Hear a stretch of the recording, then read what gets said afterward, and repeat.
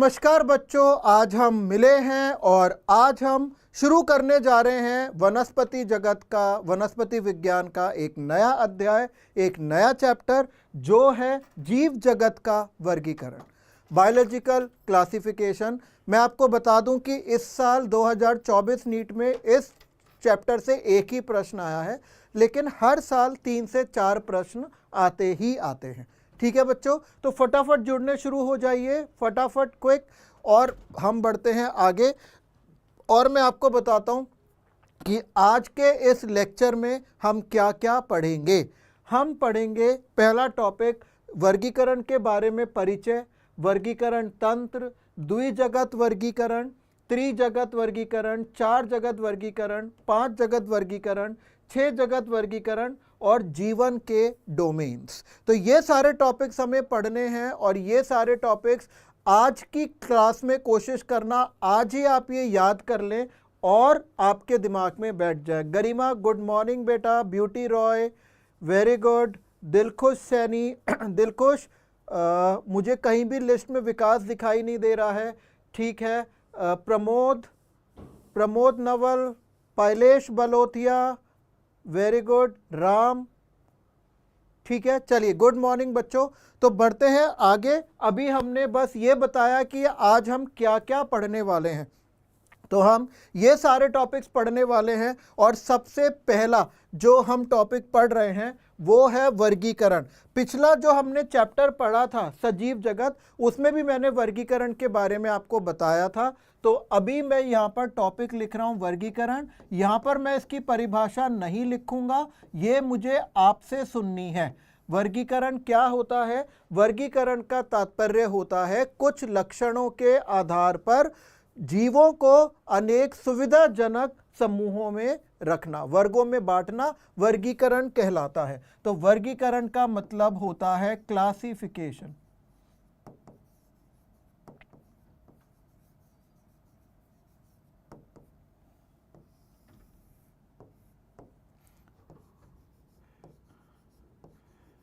वर्गीकरण का मतलब है क्लासिफिकेशन। और ये जो वर्गीकरण है, आपकी एनसीईआरटी आप उठा के देखना, उसमें आपको बताया गया है कि शुरू से ही, जब से सभ्यता शुरू हुई, मानव ने चीज़ों का वर्गीकरण किया है। लेकिन वो वर्गीकरण के मापदंड क्या होते थे? वो होते थे हमारी बुद्धि पर आधारित, जितना इंसान सोच सकता था। हमारे भोजन करने के तरीके कि शाकाहारी है या मांसाहारी है, वस्त्र पहनने के तरीके, आवास कैसा है, पहाड़ों पर रहता है, नदियों में रहता है, क्या रहता है, या फिर जो उपयोग की वस्तुएं उपयोग की जाती हैं उनके ऊपर वो आधारित होता था। ठीक है, तो वर्गीकरण के जो मापदंड थे वो समय समय पर बदलते रहे जैसे जैसे मनुष्य की सोच विकसित हुई। तो सबसे पहले जो वैज्ञानिक मानदंडों के अनुसार जो वर्गीकरण किया गया था उसका श्रेय जाता है अरस्तु को। प्रथम वैज्ञानिक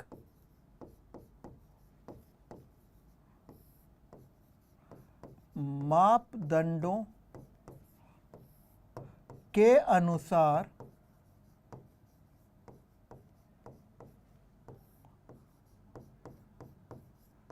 वर्गीकरण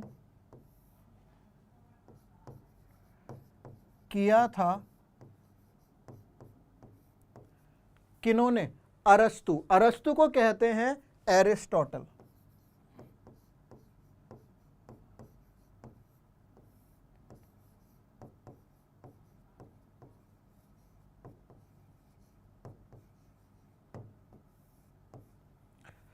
ठीक है, इनका वर्गीकरण क्या था? देखिए, इनका जो वर्गीकरण था वो आधारित था केवल कुछ ही एक आध लक्षणों पर।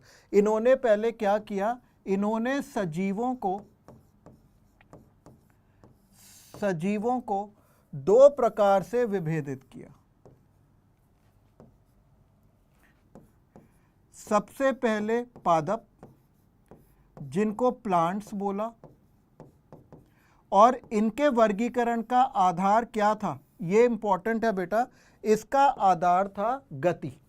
ठीक है, इसका आधार था गतिशीलता।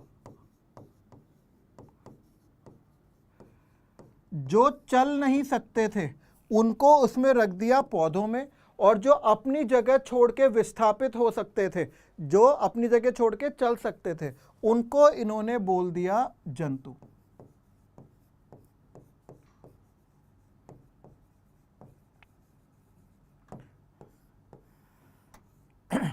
अब इन्होंने पौधों का वर्गीकरण किया सरल आकारिकीय लक्षणों के ऊपर, और इन्होंने क्या किया, इन्होंने पादपों को बांटा 3 समूहों में, और इसका आधार था सरल आकारिकीय लक्षण,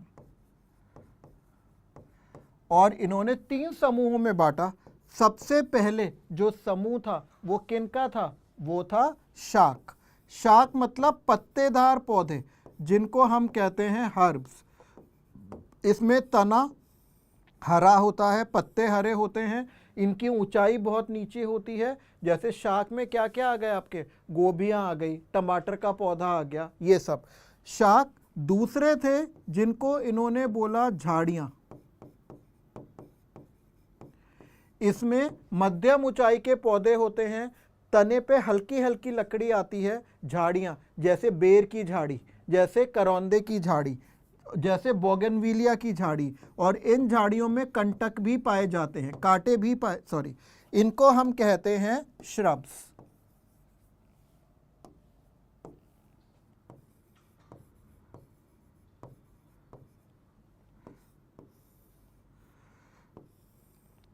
और अंत में तीसरे स्थान पर हैं हमारे क्या, वृक्ष,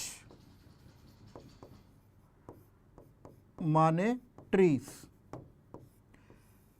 तो ये 3 प्रकार के जो पौधे हैं, पेड़ लंबे होते हैं, मोटे तने होते हैं, लकड़ी होती है, ऊंचाई बहुत ज़्यादा होती है। ऐसे ही अरस्तु ने जंतुओं को भी 2 भागों में बांटा, और इसका जो आधार था वो क्या था, वो था लाल रक्त कोशिकाओं की उपस्थिति या अनुपस्थिति। मतलब इसका आधार था लाल रक्ताणुओं को, जिसको हम अंग्रेजी में कहते हैं आरबीसीज की उपस्थिति। तो 2 इन्होंने समूहों में बांटा। पहला समूह था एनाइमा।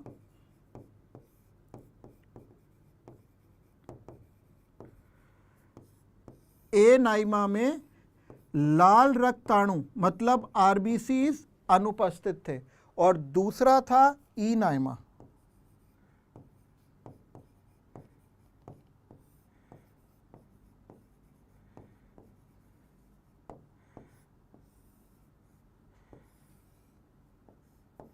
इसमें आरबीसीज उपस्थित थे। तो आरबीसीज नहीं थे तो रक्त का रंग क्या था, खून का रंग क्या था, लाल नहीं था।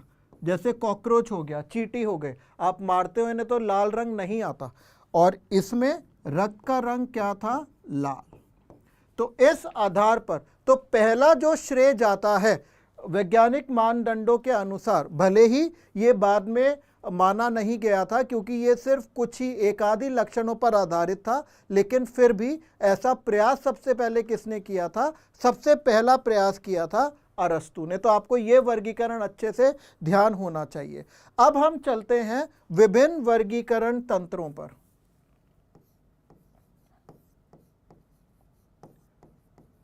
विभिन्न वर्गीकरण तंत्र।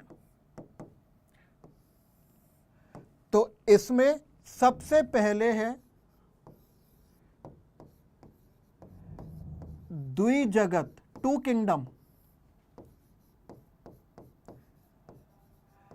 वर्गीकरण तंत्र, जिसको आज हम डिटेल में पढ़ेंगे। और ये वर्गीकरण तंत्र किन्होंने दिया था, ये वर्गीकरण तंत्र जिसको आप लिखते हैं 2 किंगडम क्लासिफिकेशन।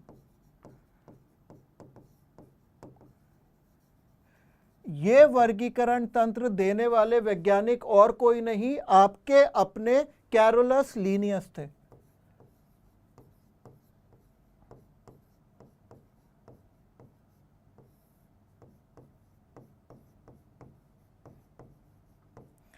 और कैरोलस लीनियस में ने जो द्विजगत वर्गीकरण तंत्र दिया था उसमें कितने जगत शामिल थे? तो यहां पर मैं लिख रहा हूं सम्मिलित जगत। इसमें 2 ही जगत शामिल थे और वो 2 जगत कौन से थे? वो थे पादप और जंतु, प्लांटी और एनिमेलिया। फिर इनके बाद जो वैज्ञानिक आए उनका नाम था, उस जगत वर्गीकरण का नाम था त्रिजगत वर्गीकरण तंत्र, माने 3 किंगडम क्लासिफिकेशन। ये किन्होंने दिया था? ये दिया था अर्नेस्ट हेकल ने।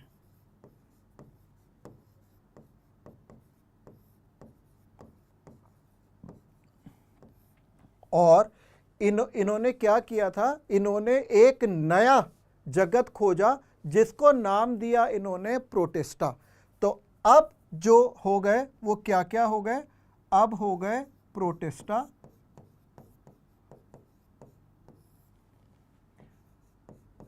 पादप व जंतु।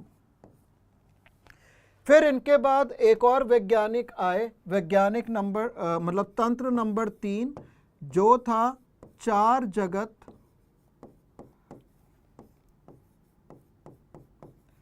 वर्गीकरण तंत्र,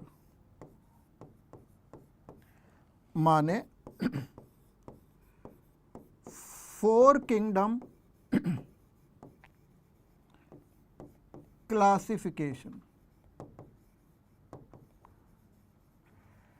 ये देने वाले वैज्ञानिक थे आपके कोपलैंड। कौन थे बेटा? कोपलैंड थे। ठीक है, तो गरिमा ठीक है, हाँ कोपलैंड, वेरी गुड बेटा।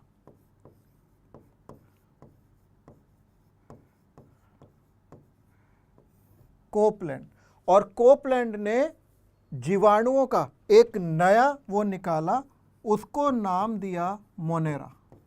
अब हमारे 4 जगत हो गए, मोनेरा, प्रोटिस्टा,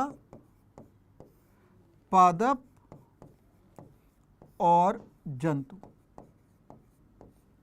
ये चीजें याद रखनी है। अभी हम डिटेल में पढ़ेंगे 2 जगत, 5 जगत और 6 जगत। इसके बाद एक और तंत्र आया नंबर 4, जो था 5 जगत वर्गीकरण तंत्र, माने 5 किंगडम क्लासिफिकेशन। और ये जगत तंत्र देने वाले वैज्ञानिक थे R.H. विट्टेकर।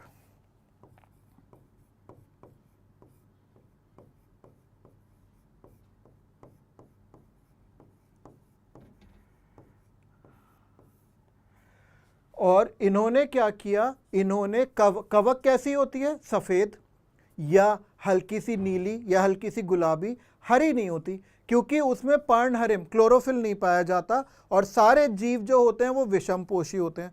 तो इन्होंने पादपों में से कवक को अलग कर दिया। अब आपके जगत हो गए मोनेरा, प्रोटिस्टा, कवक, पादप तथा जंतु। तो बेटा जब मैं था 11वीं 12वीं में तो हम यही वाला पढ़ते थे, 5 जगत वर्गीकरण तंत्र।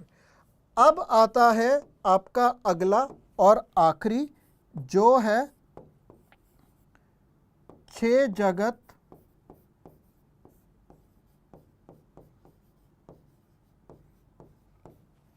वर्गीकरण तंत्र, माने 6 किंगडम क्लासिफिकेशन।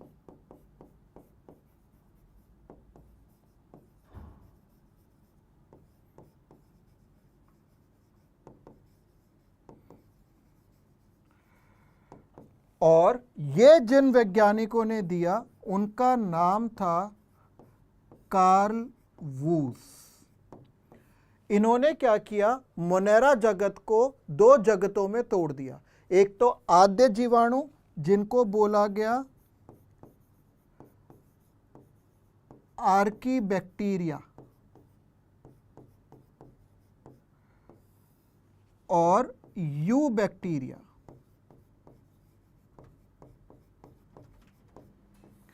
इन्होंने इसको 2 जगतों में बांट दिया। फिर अगला जो है वो अपने वही प्रोटिस्टा, कवक, पादप तथा जंतु। तो ये कार्ल वूस के क्या हैं, ये कार्ल वूस के 6 जगत हैं। तो ये आपको ध्यान में रखना है। और हमें डिटेल में क्या क्या पढ़ना है, हमें पढ़ना है द्विजगत वर्गीकरण तंत्र, हमें पढ़ना है 5 जगत, और हमें थोड़ा सा आइडिया लेना है 6 जगत वर्गीकरण तंत्रों का। तो सबसे पहले चलते हैं अपने द्विजगत वर्गीकरण तंत्र पर। द्विजगत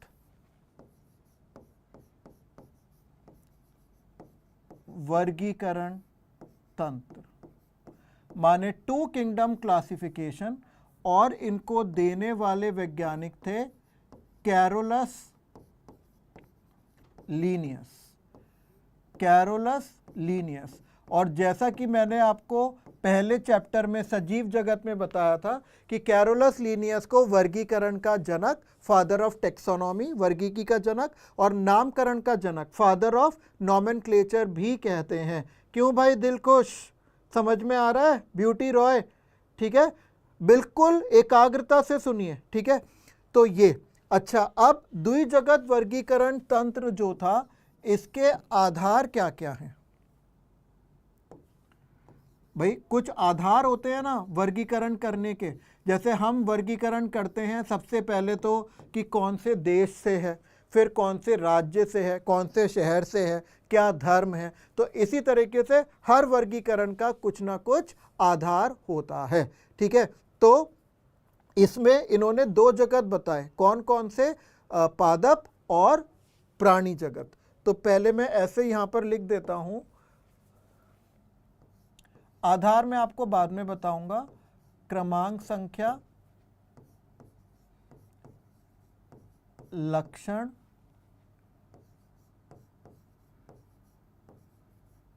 पादप जगत।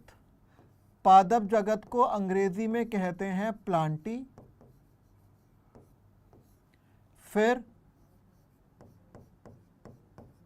प्राणी जगत, इसको हम इंग्लिश में कहते हैं एनिमेलिया।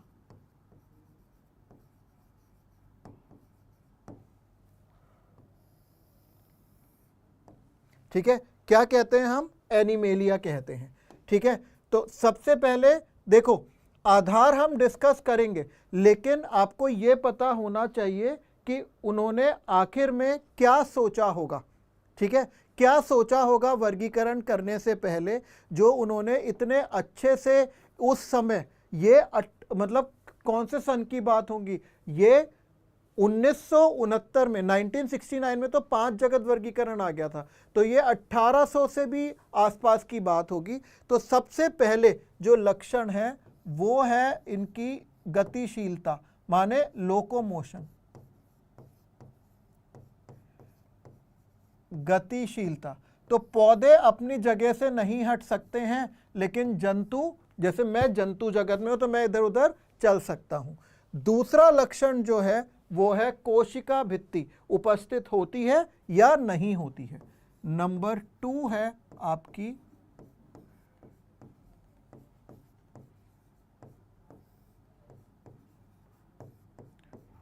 अब पादपों में कोशिका भित्ति होती है, जंतुओं में, प्राणी जगत में हमारे अंदर कोशिका भित्ति नहीं होती है। ठीक है। तीसरा पॉइंट है उद्दीपनों के प्रति अनुक्रिया। ये शब्द आपको पता होगा, मैंने आपको चेतना फर्स्ट चैप्टर में पढ़ाया था। तो ये है उद्दीपनों के प्रति अनुक्रिया। भाई पादप जगत में भी अनुक्रिया होती तो है। जैसे मैं सूरजमुखी हूं, उधर सूरज है, तो मैं पूरे दिन में 8 घंटे में जैसे जैसे सूरज चल रहा है मैं वैसे वैसे उसके प्रति अनुक्रिया दिखा रहा हूं। लेकिन ये क्या होता है, ये बहुत धीमी प्रक्रिया होती है पौधों में। लेकिन अगर मैं जंतु हूं, मैं तो जंतु हूं, अगर एकदम से आपने मेरे मुंह पे लाइट मारी तो एकदम से मैंने हटा लिया, तो हमारे अंदर ये अनुक्रिया कैसी होती है, तेज होती है, माने तीव्र होती है। फिर अगली बात आती है कॉन्ट्रैक्टाइल सिस्टम, माने संकुचनशील तंत्र, नंबर 4।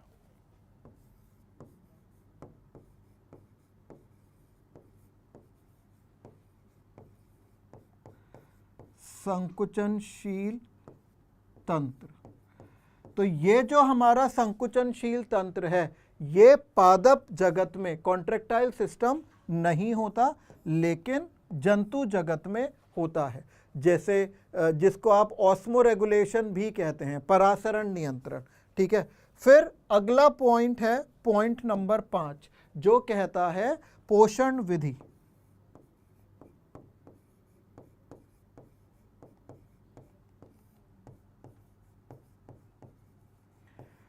अब ये वाला तंत्र पोषण विधि के बारे में ज़्यादा नहीं बता पाया। इसने बोला कि जो पोषण विधि है वो है पादप सम।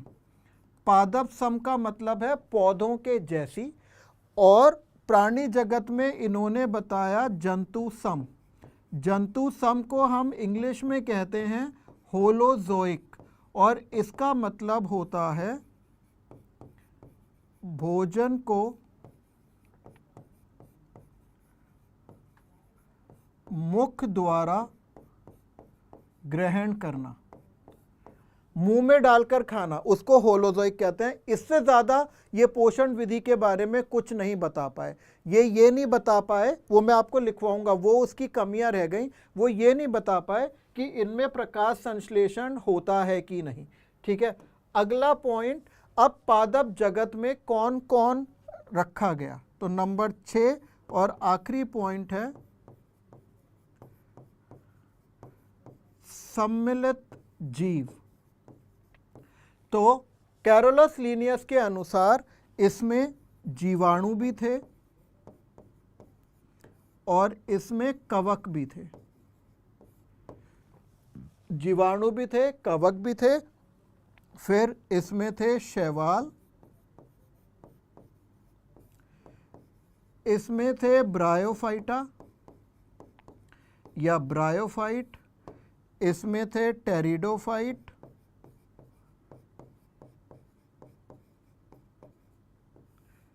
इसमें थे अनावृत बीजी माने जिम्नोस्पर्म, और इसमें थे एंजियोस्पर्म।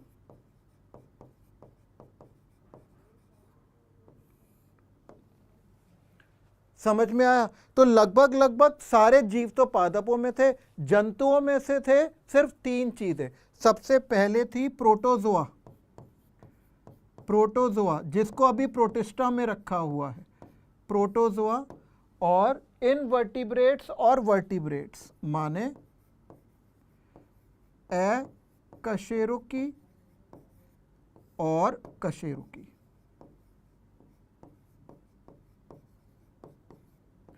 तो जंतु जगत में सिर्फ ये 3 तरीके के लोग थे और पादप जगत में बाकी सारी चीजें थीं। तो ये टेबल तो हमने बनाई है, लेकिन अगर आपसे क्वेश्चन आता है आधार क्या था, तो वो भी मैं आपको बता दूंगा। ठीक है। तो आपको ये पता है कि इन्होंने, कैरोलस लीनियस ने द्विजगत वर्गीकरण तंत्र दिया है, और इनका आधार जो क्या था, आधार थे इसमें नंबर 1 क्या था कि वो यूकैरियोटिक, अच्छा आधार तो मैंने आपको यहां पर बता दिए थे। अब इसमें आधार तो ये हो ही गए सारे, इसमें मैं बताता हूं आपको कमियां।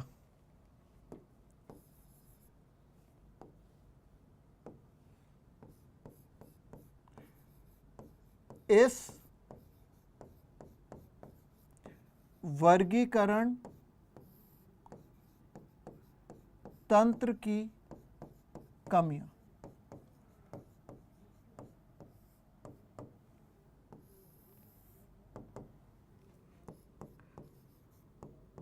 यह तंत्र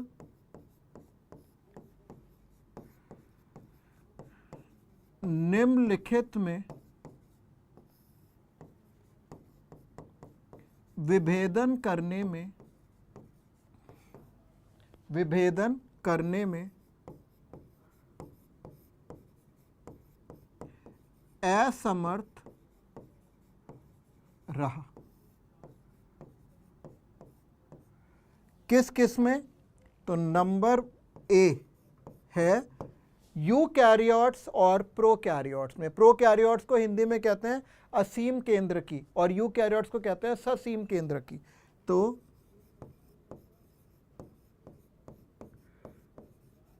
यूकैरियोट्स एवं प्रोकैरियोट्स।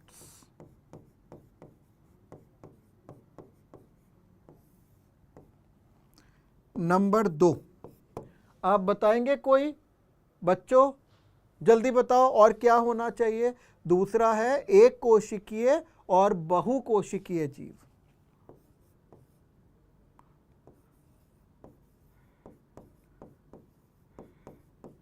एक कोशिकीय एवं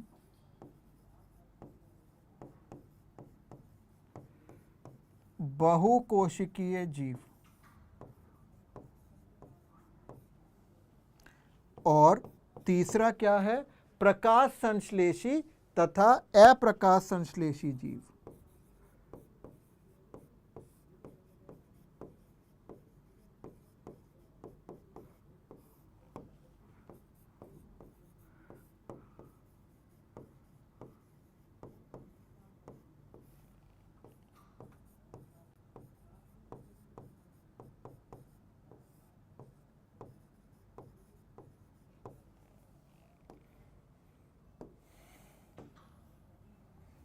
ठीक है, जैसे शैवाल, हरे पौधे तो प्रकाश संश्लेषी हैं, लेकिन जो कवक हैं वो विषमपोषी हैं। वो या तो मृतोपजीवी होती हैं या फिर विकास।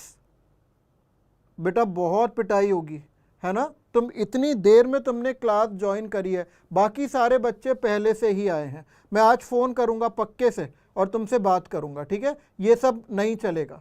अगर आप टाइम से क्लास में नहीं आ सकते तो सोचो डॉक्टर कैसे बन पाओगे, ठीक है? चलिए तो ये है, ये जो 3 चीज़ें हैं इनमें द्विजगत वर्गीकरण विभेदन नहीं कर पाया, ठीक है? तो ये वैसे तो ये पढ़ने में बहुत आसान था, बहुत सरलता से था, लेकिन इस वर्गीकरण तंत्र में हर जीव को रखना संभव नहीं था, ठीक है? तो वर्गीकरण जब हम करते हैं, आप लिख भी सकते हैं, तो इसमें कुछ महत्वपूर्ण लक्षण होते हैं। क्या क्या आधार होने चाहिए? देखिए, आकारिकीय लक्षण, हम ऊपर से कैसे दिखते हैं। शारीरिकीय लक्षण, एनाटमी, शरीर संरचना कैसी है, कोशिका संरचना कैसी है, यूकैरियोट है या प्रोकैरियोट है। कोशिका भित्ति के लक्षण, पोषण की विधि, आवास, प्रजनन और विकासीय संबंधों, ये बहुत ज़रूरी है। विकासीय संबंधों को भी रखना ज़रूरी है, क्योंकि ये विकासीय संबंध जो होते हैं ये ही बताते हैं कि कौन पौधा या जंतु इस वाले पौधे या जंतु का पूर्वज है। तो ये सारी बातें हम इसमें ज़रूरी से होने चाहिए। इसलिए जैसे जैसे वैज्ञानिकों की सोच में विकास हुआ, वैसे वैसे वर्गीकरण की पद्धतियों में भी अनेक बदलाव आए, अनेक परिवर्तन आए, ठीक है? तो ये धीरे धीरे जो ये मैं अगले पादप जगत चैप्टर में पढ़ाऊंगा, धीरे धीरे ये जो क्रियाएं हैं ये और जटिल होती गई, कठिन होती गई, लेकिन ऐसी हो गई हैं कि एक बार आपको ये तरीके आ गए तो फिर आपके लिए समझना बहुत आसान हो जाएगा। तो ये है कैरोलस लीनियस का द्विजगत वर्गीकरण तंत्र, ये है इसके आधार। आपको ये भी पता लग गया कि इसमें कौन कौन से जीवों को शामिल किया गया है ना, और इसकी वर्गीकरण तंत्र की कमियां क्या क्या है, ये सब बात आपको अच्छे से पता चल चुकी है। ठीक है, विकास सैनी लिख रहे हैं सर मैं ड्रिप लगवाने गया था। ठीक है बेटा, मैं आपसे बात करूंगा आपको क्या हुआ है, लेकिन आप मेरी क्लास में 2-3 दिन से नहीं आते हो, सेकंड क्लास से आप ज्वाइन करते हो। ठीक है, अगर हम ये सोच लेंगे कि हमें सिंपल चैप्टर्स आते हैं तो हम अपने आप को ही धोखा दे रहे हैं। ठीक है, तो चलिए ये हो गया आपका द्विजगत वर्गीकरण तंत्र। अब हम आगे चलते हैं आर.एच. विटेकर के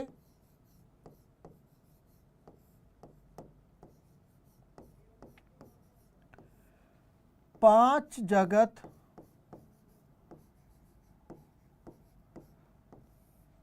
वर्गीकरण तंत्र में, माने 5 किंगडम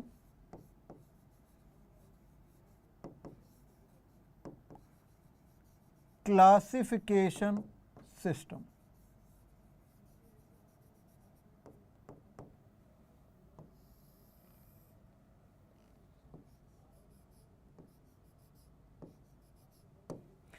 ये 5 जगत वर्गीकरण तंत्र कौन से सन में दिया गया था? ये दिया गया था 1969 में, माने 1969 में। और इसको देने वाले जो वैज्ञानिक थे वो कौन थे? वो थे आर.एच. विटेकर। ठीक है, कौन थे? आर.एच.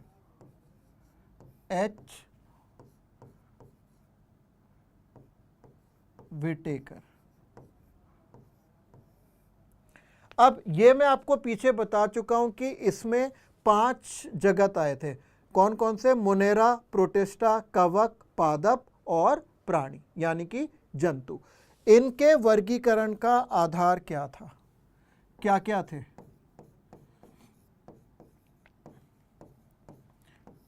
वर्गीकरण के आधार,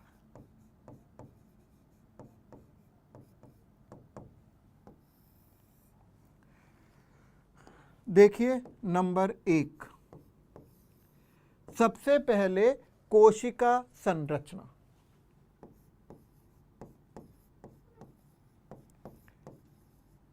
कोशिका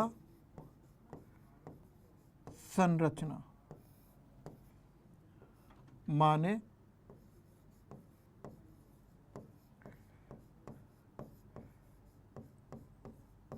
यूकैरियोटिक या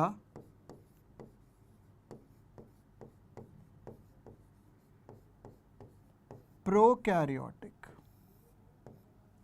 ये पहला आधार था। दूसरा था काया का संगठन। ठीक है, काया मतलब थैलस।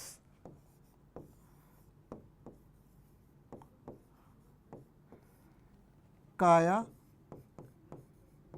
माने थैलस का संगठन लिख सकते हो, विभेदन लिख सकते हो, संगठन। विभेदित या अविभेदित।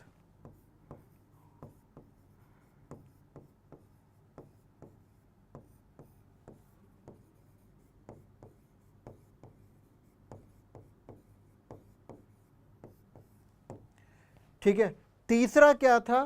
पोषण विधि।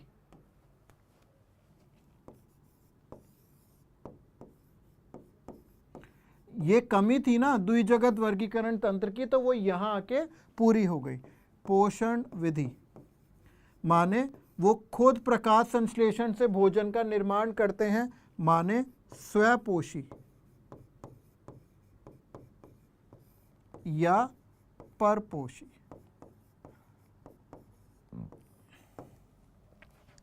अगला और चौथा आधार था, जल्दी बोलिए, गरिमा कहाँ हो? हाँ, ब्यूटी रॉय। चलिए, तो पोषण विधि स्वपोषी या परपोषी। फिर क्या था, जनन की विधि,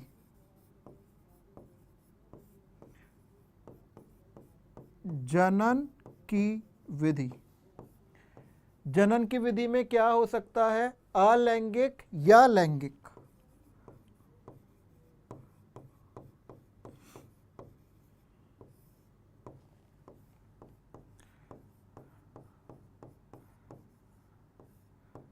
या दोनों। और बेटा आखिरी जो आधार था वो था क्या, वो था विकासीय संबंध, उद्विकासीय संबंध या जातिवृत्तीयता। जातिवृत्तीयता, जातिवृत्तीयता को हम इंग्लिश में कहते हैं फाइलोजेनी। जातिवृत्तीयता माने फाइलोजेनेटिक या विकासीय संबंध।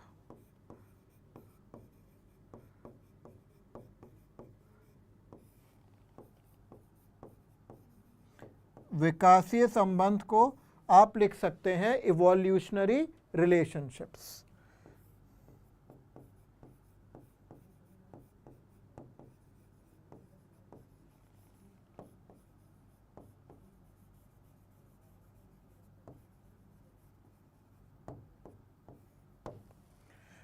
ठीक बच्चा, तो ये है आपके 5 प्रमुख आधार। अब हम लोग बात करेंगे इन्हीं आर.एच. व्हिटेकर के 5 जगत के बीच में क्या क्या विभिन्नताएं हैं उसके बारे में मैं आपको बताऊंगा। तो बिल्कुल बहुत अच्छे से यहाँ पर नज़रें टिकाएं और कोशिश करें कि इसको हम अभी की अभी मतलब साथ में ही इसको याद कर सकें। ठीक है, क्योंकि क्लास का फ़ायदा तभी होता है जब हम आज का आज ही याद कर लें, क्योंकि नहीं तो क्या होगा, नहीं तो चीज़ें इकट्ठी होती जाएंगी, और अगर चीज़ें इकट्ठी होती जाएंगी तो क्या होगा बताइए, फिर बड़ा मुश्किल हो जाएगा चीज़ों को समेटना। इसलिए मैं पहली ही क्लास से कहता हूँ कि डेली का डेली हमें पढ़ना चाहिए। तो अब है 5 जगत वर्गीकरण के या 5 जगत के लक्षण। तो ये हेडिंग आप अपने आप लिख लेना क्योंकि मुझे जगह चाहिए। तो मैं एक बना रहा हूँ सारणी टेबल, और वो सारणी कहती है क्रमांक संख्या,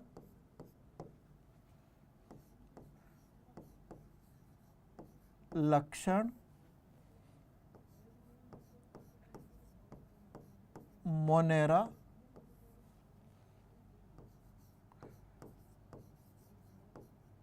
प्रोटिस्टा,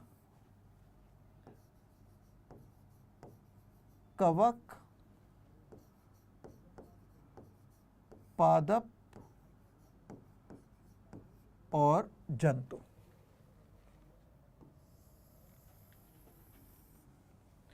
तो सबसे पहले हम बात करते हैं सबसे पहले लक्षण की, और वो पहला लक्षण है कोशिका का प्रकार।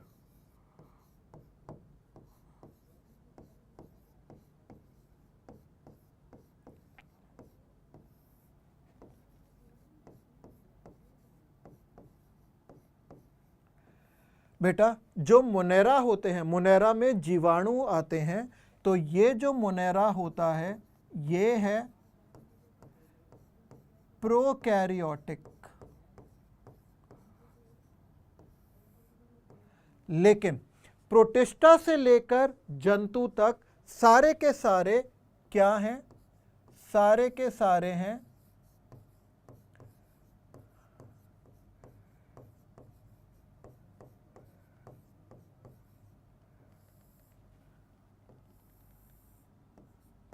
यूकैरियोटिक। ठीक बात।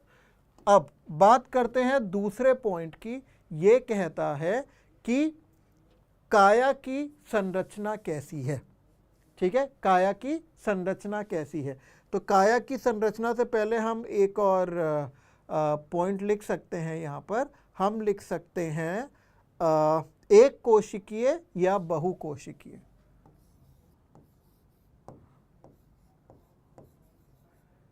एक या बहु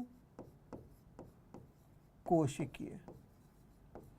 तो जो मोनेरा है वो सब कैसे हैं और प्रोटिस्टा दोनों के दोनों कैसे हैं?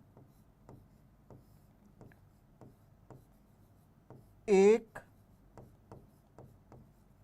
कोशिकीय।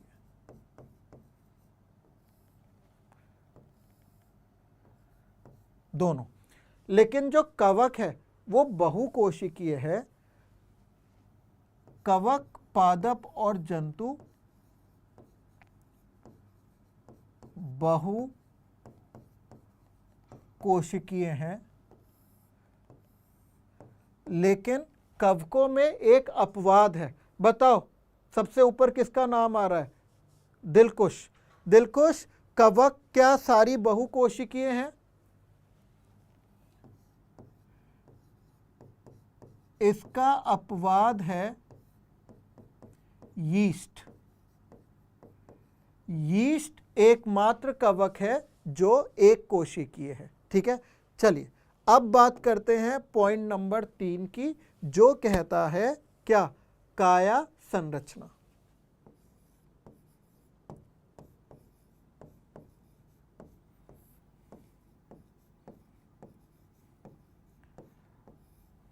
जो मोनेरा और प्रोटिस्टा है इसमें ऊतक कभी नहीं बनते। इसमें जो काया संरचना है वो कहलाई जाती है कोशिकीय, सेलुलर। जबकि कवकों में ऊतक बनने लग जाते हैं, लेकिन इसमें ऊतक कैसे होते हैं? ढीले ढाले होते हैं। माने ढीले ऊतक या अदृढ़ ऊतक। ढीले या अदृढ़ ऊतक। पौधे कैसे होते हैं? उसमें ऊतक होता है, अंग होता है। ठीक है, ऊतक तंत्र और अंग तंत्र।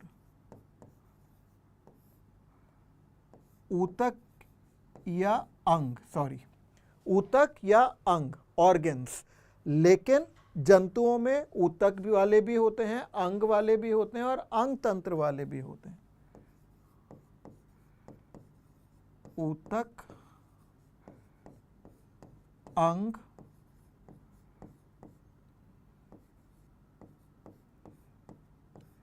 या अंग तंत्र। ठीक बात है। फिर आता है हमारा पॉइंट नंबर 4, जो है केंद्रक झिल्ली। ठीक है,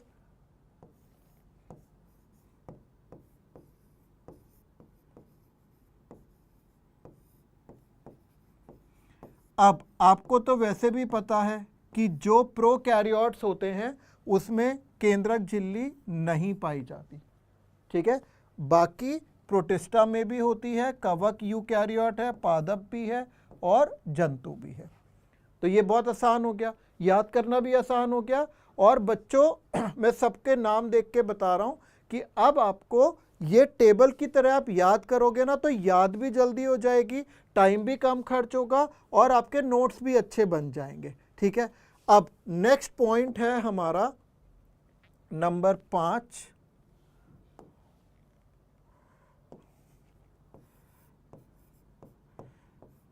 कोशिका भित्ति।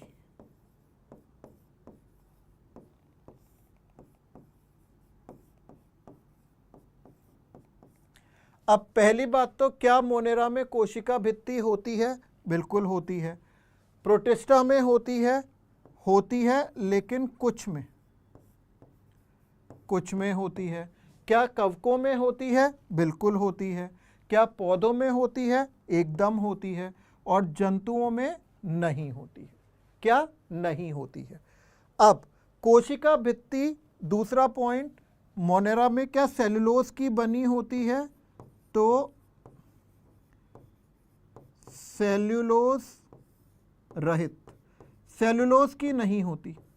अब कोई पूछेगा किसकी होती है, तो इसमें पॉलीसेक्राइड्स और अमीनो अम्ल होते हैं। और पॉलीसेक्राइड का क्या नाम है? पॉलीसेक्राइड का नाम है पेप्टिडोग्लाइकेन्स। तो मैं यहाँ ब्रैकेट में लिख दे रहा हूँ, पेप्टिडोग्लाइकेन्स। ग्लाइकेंस जो पॉलीसेक्राइड है, बहुशर्कराइड है, प्लस अमीनो अम्ल।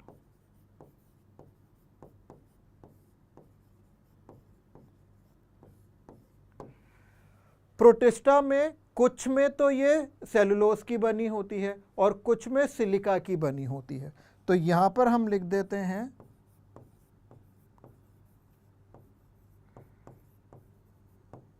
सेलुलोज या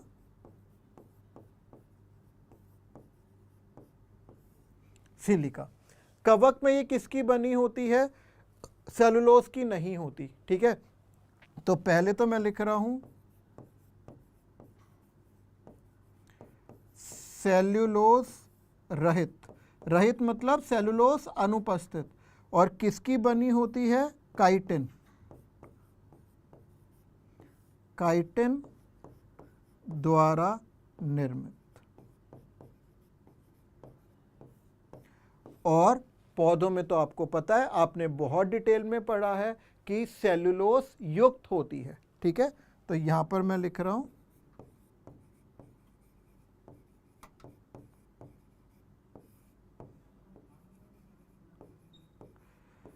सेलुलोज युक्त। ठीक है, तो ये आपको बिल्कुल पता होना चाहिए। अभी तो हमारे 5 ही लक्षण हुए हैं, अभी हमारे और भी बहुत सारे लक्षण बचते हैं। ठीक है, तो दोबारा से ये टेबल मैं आपके लिए बनाता हूं फटाफट। क्रमांक संख्या, लक्षण, मोनेरा,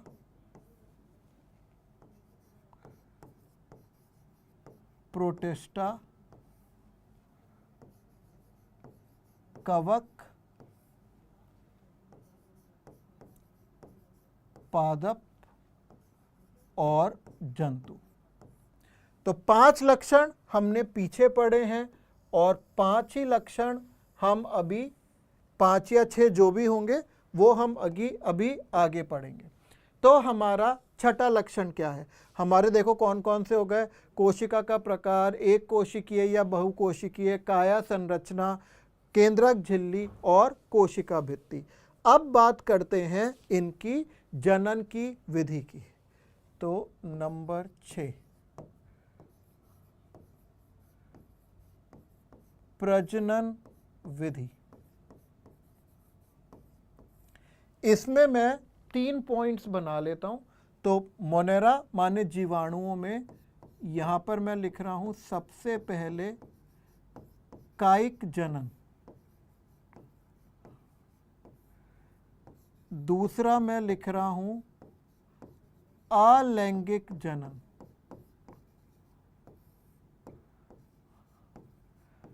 और तीसरा मैं लिख रहा हूं लैंगिक जनन।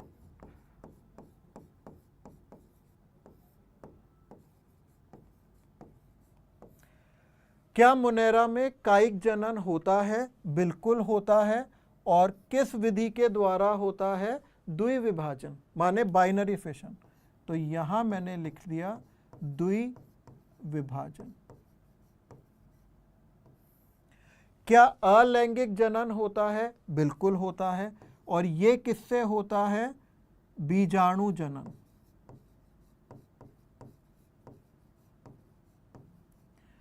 क्या वास्तविक लैंगिक जनन होता है? नहीं होता है, लेकिन आभासी होता है। आभासी लैंगिक जनन होता है और उसका उदाहरण है संयुग्मन।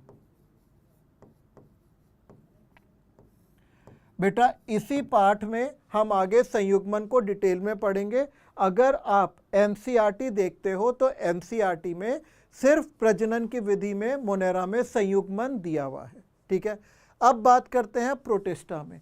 क्या प्रोटिस्टा में कायिक जनन होता है? बिल्कुल होता है, और द्विविभाजन से भी होता है। क्या अलैंगिक जनन होता है? बिल्कुल होता है। किससे होता है? बीजाणु जनन से। किससे होता है? बीजाणु जनन से। और लैंगिक जनन होता है? बिल्कुल होता है। कौन सी विधि से? युग्मक संलयन और संयुग्मन। अब कवकों की बात करते हैं। कवकों में कायिक जनन बहुत सारी विधियों से होता है, बीजाणु जनन भी होता है और इसमें युग्मक संलयन होता है, माने वास्तविक निषेचन पाया जाता है। पादपों में कायिक जनन कुछ पौधों में होता है, जैसे आपने अकारिकी चैप्टर में 11वीं में पढ़ा है, दिलकुश सैनी, प्रोटिस्टा में दोनों। ठीक है, वेरी गुड। हम बात कर रहे थे पादपों की। पादपों में कायिक जनन होता है, जैसे अदरक में हो गया, है ना, कंद, प्रकंद, भूसतारी, ये सब आपने पढ़े हैं। और उसमें अलैंगिक जनन, बीजाणु जनन निम्न पादपों में होता है, जैसे शैवालों में। तो ये तो होता ही है और ये भी होता है, लेकिन ये दोनों हर एक पौधे में नहीं होते, ये कुछ पौधों में होते हैं। ज़्यादातर में लैंगिक जनन होता है, जिसको हम निषेचन कहते हैं। जंतुओं में भी कायिक जनन और ये कुछ निम्न जंतुओं में होता है, ठीक है, कुछ में, और ज़्यादातर में होता है लैंगिक जनन, जिसे हम निषेचन कहकर बुलाते हैं। क्या कहते हैं? निषेचन। ठीक है बच्चों, अब नेक्स्ट पॉइंट चलते हैं आगे। अब क्या होगा? अब होगा पोषण की विधि, नंबर 7।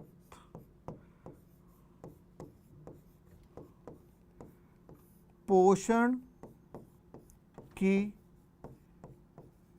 विधि। अब ये जो मोनेरा है, मोनेरा में सभी प्रकार की पोषण विधि होती है। तो मैं सबसे पहले लिख रहा हूं स्वपोषी। स्वपोषी होते हैं और स्वपोषी में भी दोनों प्रकार के होते हैं, रसायन स्वपोषी व प्रकाश स्वपोषी। मोनेरा देखने में तो, संरचना में तो जो जीवाणु होते हैं वो अत्यंत सरल होते हैं, लेकिन इसमें सभी प्रकार की उपापचय गतिविधियां पाई जाती हैं। नंबर 2, क्या मोनेरा परपोषी होते हैं?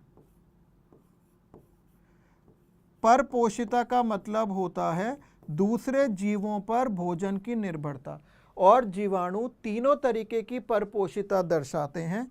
ये होते हैं मृतपोषी, जो सड़े गले तत्वों से पोषण ग्रहण करते हैं, या फिर परजीवी, जीवित जीवों से पोषण लेते हैं मरने के बाद, या फिर सहजीवी, जीते जी हमसे पोषण लेते हैं और बदले में हमें कुछ फायदा देते हैं, कुछ लाभ देते हैं। ठीक है, फिर आता है प्रोटिस्टा।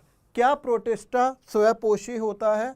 बिल्कुल होता है, लेकिन ये रसायन स्वपोषी नहीं होते, केवल प्रकाश स्वपोषी। और क्या ये परपोषी होते हैं? ये बिल्कुल परपोषी होते हैं, लेकिन कुछ मृतपोषी होते हैं और कुछ परजीवी होते हैं। फिर कवक क्या स्वपोषी होते हैं? नहीं होते, लेकिन ये परपोषी होते हैं, और परपोषी में तीनों विधियां करते हैं। कौन कौन से? मृतपोषी, कुछ परजीवी होते हैं जो बीमारियां उत्पन्न करते हैं, और कुछ सहजीवी होते हैं जो लाइकेन बनाते हैं, कवक मूल माने माइकोराइजा बनाते हैं। अब बात आई पादपों की, तो पादपों में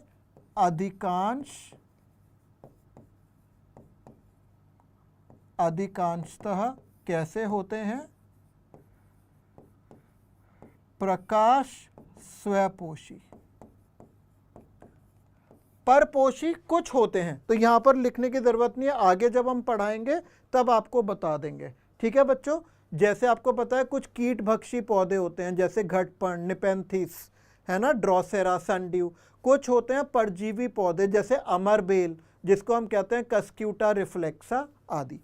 और जो जंतु होते हैं वो स्वपोषी तो नहीं होते, वो परपोषी होते हैं, वो दूसरे जीवों को खाते हैं। कुछ निम्न जंतु मृतपोषी होते हैं, जो सड़े गले उसको वो अपमार्जक भी कहलाते हैं, जिनको स्कैवेंजर्स कहते हैं। और कुछ होते हैं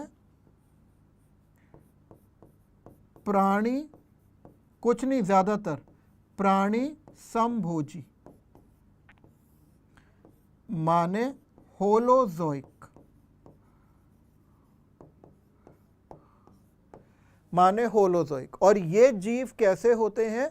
ये मुख के द्वारा भोजन खाते हैं, फिर जो इनके पाचन तंत्र में जाता है, पाचन तंत्र में जाके उनका पाचन होता है और वो इस प्रकार से पोषण कर पाते हैं। ठीक है, तो ये आपके 5 जगत वर्गीकरण के कुछ विशेष बिंदु हैं जो मैं आपसे डिस्कस करना चाह रहा था। ये आपको बहुत मतलब ये बहुत इंपॉर्टेंट चीज़ें हैं जो आपको पता होनी चाहिए।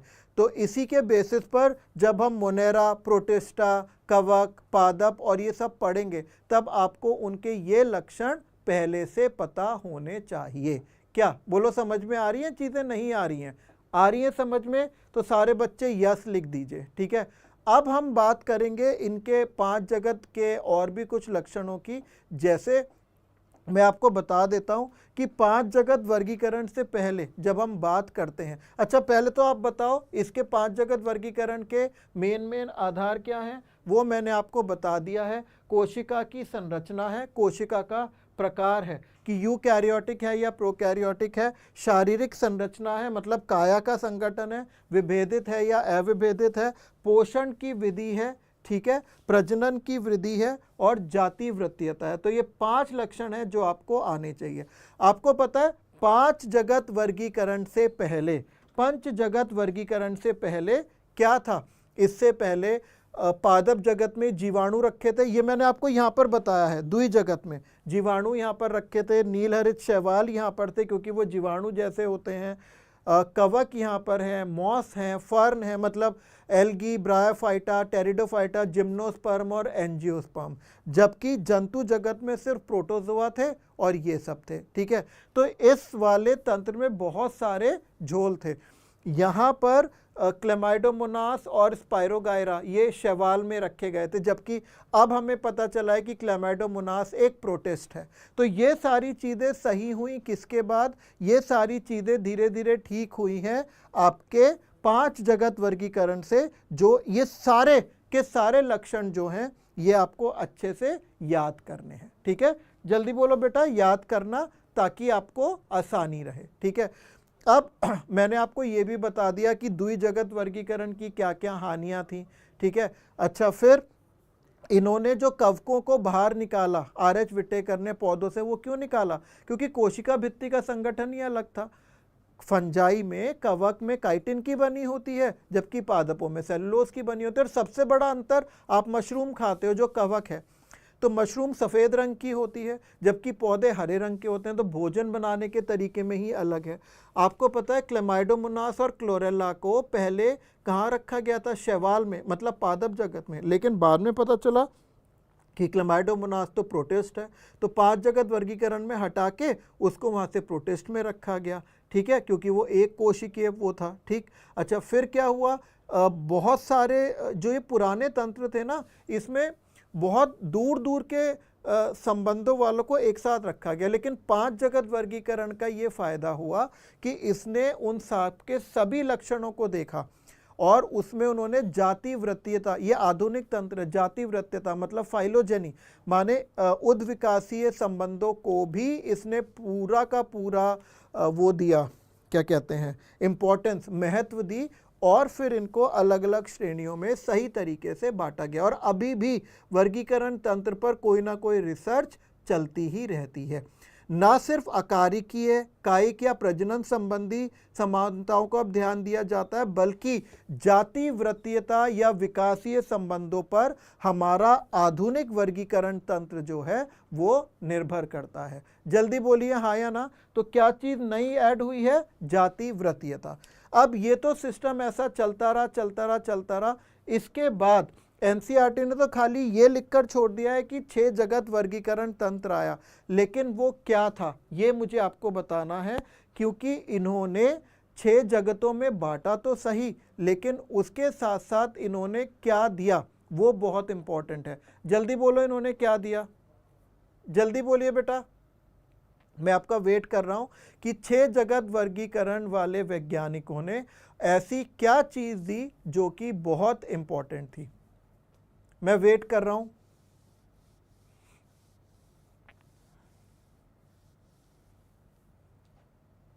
जल्दी बोलिए बेटा।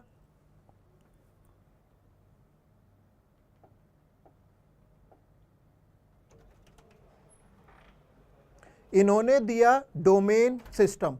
डोमेन सिस्टम का क्या मतलब है? डोमेन सिस्टम का मतलब है वो मैं आपको अभी बताऊंगा, क्योंकि ये डोमेन सिस्टम बहुत ज़रूरी है और उसके लिए जो आया है वो है आपका 6 जगत वर्गीकरण तंत्र।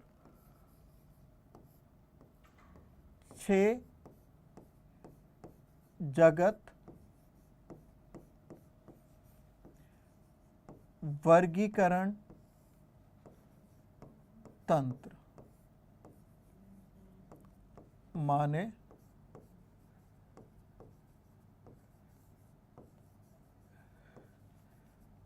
6 किंगडम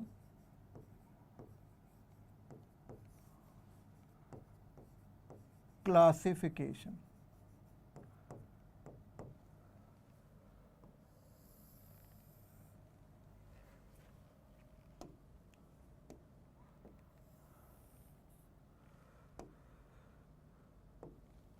ये देने वाले जो वैज्ञानिक थे, ये बिल्कुल ही बहुत कम समय मतलब बहुत कम समय हुआ है इसको आए हुए। मैं आपकी जानकारी के लिए बता दूं कि ये सन 1990 में आया था और ये किस वैज्ञानिक ने दिया था? ये दिया था कार्ल वूस ने। और आपको पता है इन्होंने क्या किया, मैं पीछे ही आपको बता चुका हूं टेबल में। इन्होंने मोनेरा जगत को 2 जगतों में बांट दिया है। किस किस जगतों में बांटा है? आद्य जीवाणु मतलब आर्की बैक्टीरिया और वास्तविक जीवाणु माने यू बैक्टीरिया। तो इनके जो 6 जगत हैं वो कौन कौन से हैं?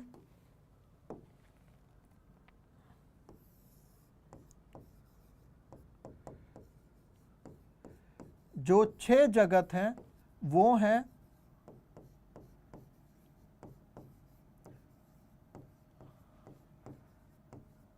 आर्की बैक्टीरिया,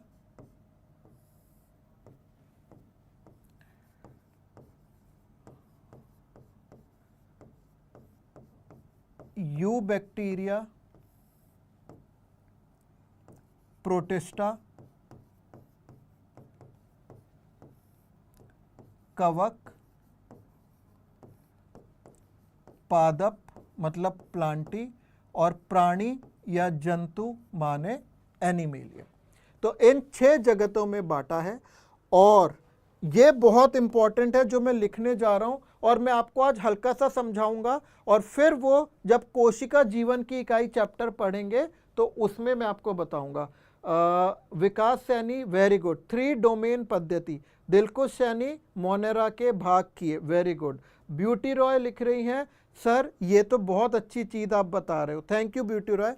तो अब इसमें जो आधार है वो क्या है जल्दी बताओ, लिखिए। मैं यहाँ पर स्टार बनाकर लिख रहा हूं, इनका 6 जगत वर्गीकरण तंत्र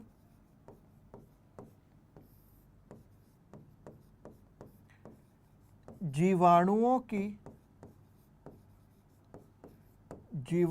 के 16S rRNA जीन्स की श्रृंखला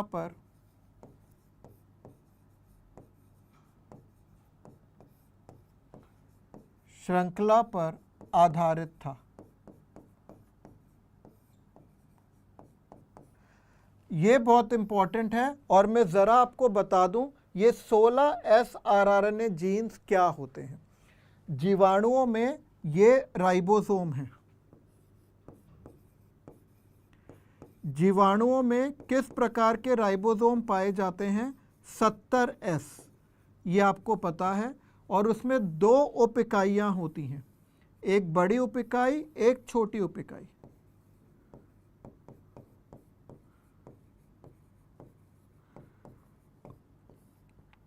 लार्जर सब यूनिट जो कि होती है 50S, और स्मॉलर सब यूनिट माने छोटी उप इकाई,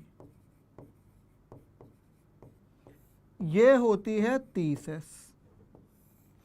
एस का क्या मतलब है, ये जब हम राइबोसोम डिटेल में पढ़ेंगे ना, वहां पर मैं आपको बताऊंगा। अब ये जो बड़ी उप इकाई है 50S, इसके कुछ भाग होते हैं, इसकी इकाइयां होती हैं 23S rRNA plus 5.2S rRNA plus कितने प्रकार के प्रोटीन्स होते हैं, जल्दी बोलो? 33 प्रकार के प्रोटीन्स।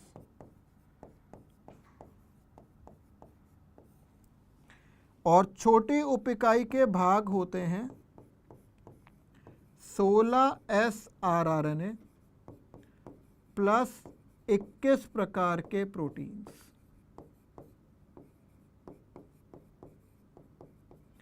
तो इनकी इस 16S rRNA की श्रृंखला पर यह पूरा वर्गीकरण आधारित था। इसी की श्रृंखला से पता चला कि आर्कीबैक्टीरिया में श्रृंखला अलग होती है और उधर अलग होती है। कार्ल वूस ने जीवन के 3 कार्ल वूस ने जीवन के 3 डोमेन भी दिए, और इन्हें क्या कहते हैं? इन्हें कहते हैं 3 डोमेन्स ऑफ लाइफ।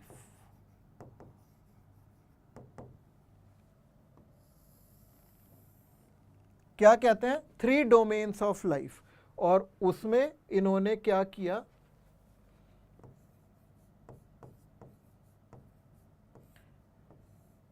जीवन को 3 डोमेन्स में बांटा।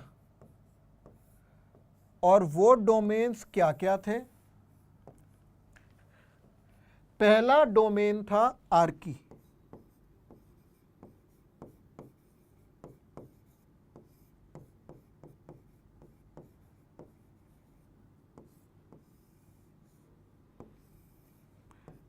नंबर 1। दूसरा डोमेन था बैक्टीरिया,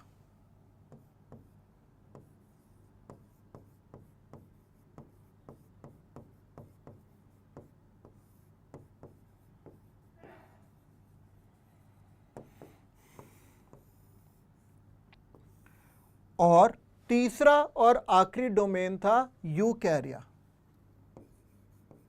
अब नाम से ही पता चल रहा है, यूकैरिया में सारे यूकैरियोट्स आएंगे। इन्होंने ये भी बताया कि जितने भी इनके 6 जगत हैं वो इन तीनों डोमेन में वर्गीकृत हो सकते हैं। तो ये हम कैसे लिखेंगे? हम लिखेंगे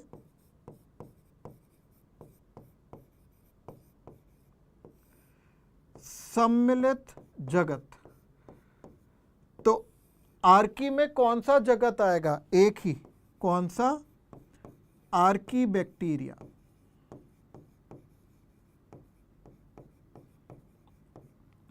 डोमेन नंबर 2 बैक्टीरिया में कौन सा जगत आएगा? एक ही आएगा। कौन सा? यूबैक्टीरिया।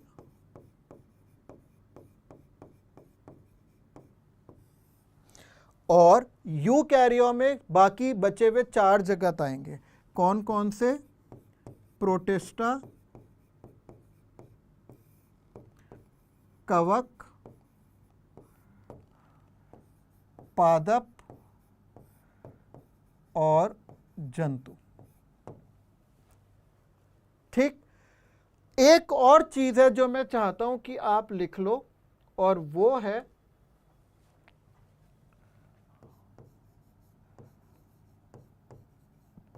कार्ल वूस ने यह भी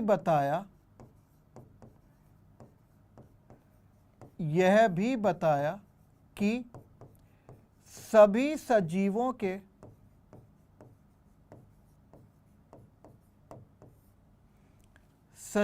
के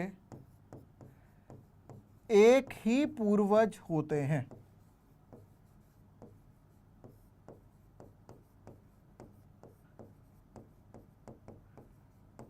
वे हैं, मतलब ये जितने भी तीनों डोमेन्स हैं ये एक ही पूर्वज से विकसित हुए हैं, और उन पूर्वज का नाम है प्रोजिनेटर।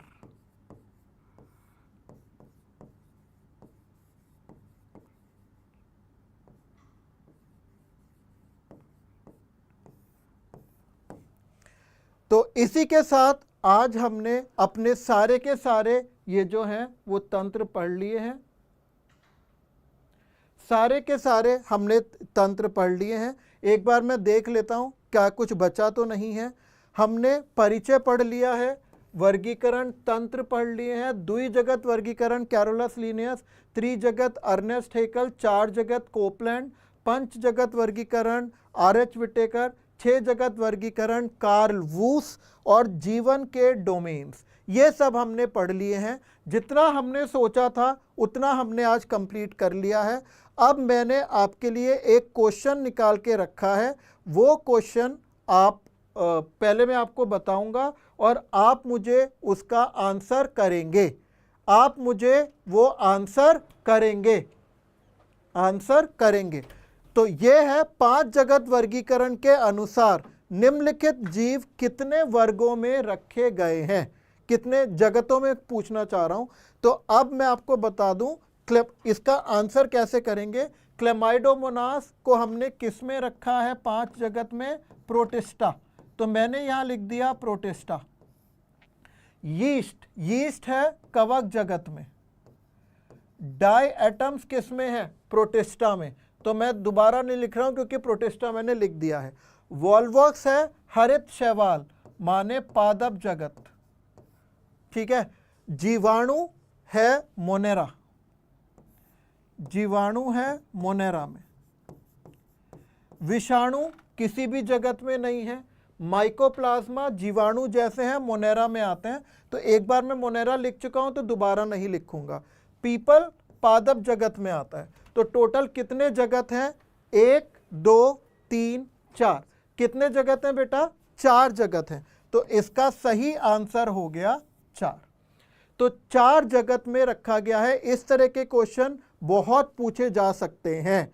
तो आज हमने सब कुछ पढ़ लिया है बच्चों। आज के लेक्चर के साथ 10 क्वेश्चन की एक डीएसए हम अटैच कर रहे हैं, वो आप करेंगे, और कल क्लास में आने से पहले हम वो डिस्कस करेंगे, पक्के से डिस्कस करेंगे। तो मिलते हैं फिर कल क्लास में, लेकिन सबको कल टाइम से आना है। गरिमा, ब्यूटी, प्रियल, प्रमोद, पालेश, राम, गोविंद, विकास, दिलकुश, सौरभ, विक्रम, सब डीएसए करेंगे और कल की कल डाउट्स पूछेंगे। बेटा मैं उतने ही बच्चों के नाम ले पाता हूं जो मेरे कंप्यूटर की इतनी सी विंडो में आते हैं। तो आप लोग ये मत सोचना कि आपका नाम नहीं लिया है, जब आपका नाम ऊपर आएगा तो मैं वो भी ले लूँगा। तो चलते हैं, आज की क्लास आपको याद करनी है क्योंकि इसमें सब कुछ याद करने का था। पढ़ते रहिए।